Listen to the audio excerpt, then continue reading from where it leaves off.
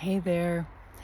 So I'm walking in the woods in Courtney near a place called the Fairy Forest, which is a place I come to sometimes for solitude and thinking, and the world melts away, and it's right in the middle of town. Shh, don't tell anyone. So I thought I would take a few minutes to just post a little video sort of explaining what I'm hoping to do in this group and what my purpose is, and more importantly, what my approach is to menopausal well-being. I've been a gynecologist for over 20 years, and in the last few years, my practice for personal and professional reasons has moved away from maternity and surgery, and more it's become about menopause. And the biggest reason for that is my own experience with menopause, when I realized that there's so much more to this than A, we were taught, B, women know. It's just so all-encompassing. And I had difficulty being taken seriously when I wanted to talk about my symptoms. And it made me realize how difficult it is for so many women to access care. You know, when I took my leave from work, my wait list was well over a year. If I had to wait a year for relief, I would have lost my job. That's just not okay. So I'm hoping that I can give you a different perspective on menopause and actually put some power back in your own hands with with respect to how you manage your own health, and how the decisions that you make now as you are going through the transition can affect your health for years and years to come. We spend more than half of our lives in menopause, and if you live long enough, 100% of us go through it. There's no excuse for the position we find ourselves in Western medicine. So I thought I'd start by saying, we're going to go for a walk.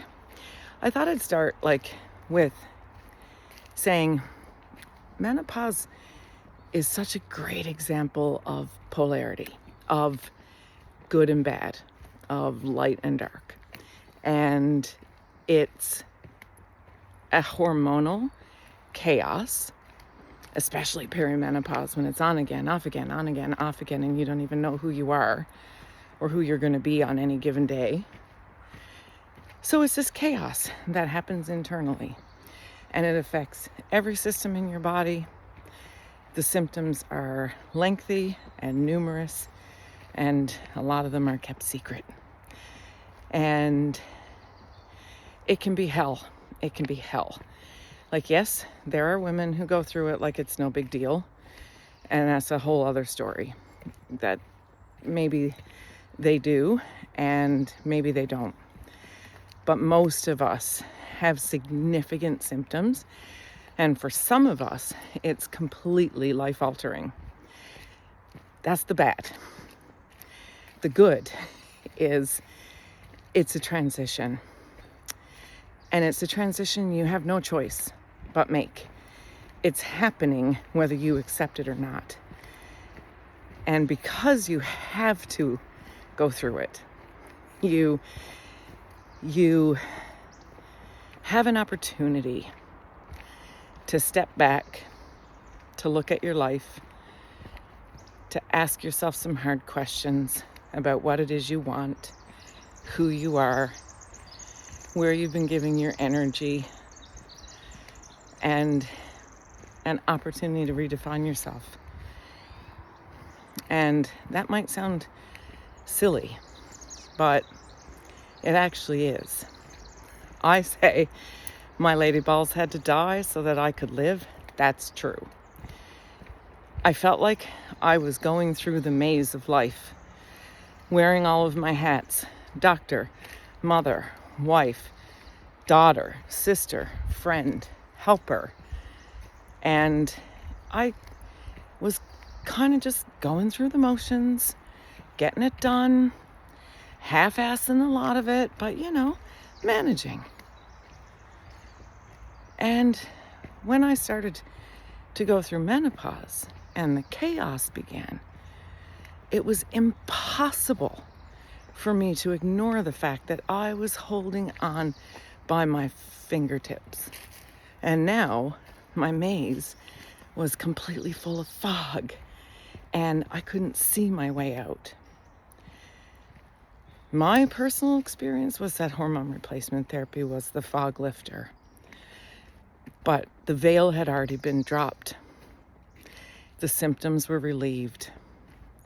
But I still had to find my way out of that maze because somewhere along the way, I had completely given myself away. And I was on a journey to find myself. Not who I used to be, but who I want to become. And it gave me a sharp awareness of the passing of time, of the impacts of aging, of the things I didn't do with my young body while I had it.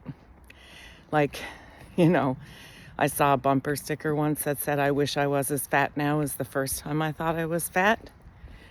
Listen, if you're 32 years old and listening to this because you'd like to get prepared for what's coming, that is amazing. But hear me when I say this.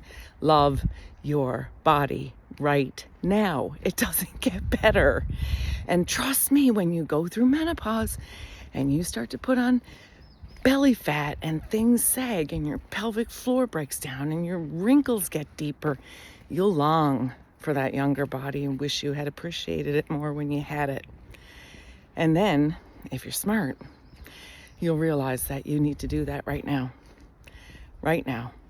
So it can be chaos as well as a beautiful journey to self and figuring out who you are and realizing that you only got so many fucks in your pocket and some of them are for you and you decide where the rest go. Yes, there's obligations and all of that stuff. There's always room for you. Always. You have to make it. And menopause, in that way, to me is a gift. A shit gift. A gift where you gotta clean up a lot of shit. But I promise you, if you search, there's gold in there. There's gold in there. And if we don't nurture that part of this process, we're turning away from ourselves. And unfortunately, Western medicine is more based on sick care, and there's not a lot of a holistic approach. So I call going to your healthcare provider for menopause doing outside work. There are lab tests you might need an ultrasound, you might need investigations done, you might need hormone replacement therapy, you might have a thyroid problem, whatever. But your doctor can't do your inside work. That's on you. And I'm hoping that my decade or more long journey to even begin to figure this out might help you, might give you a shortcut, might validate something you're going through, might give you that little piece of the puzzle you've been missing. And if it does none of those things, maybe it'll entertain you. But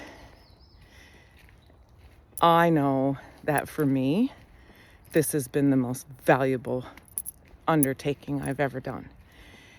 And it's been painful, and it's cost me a fair bit, and it took way longer than it probably would have if I was a little better at asking for help.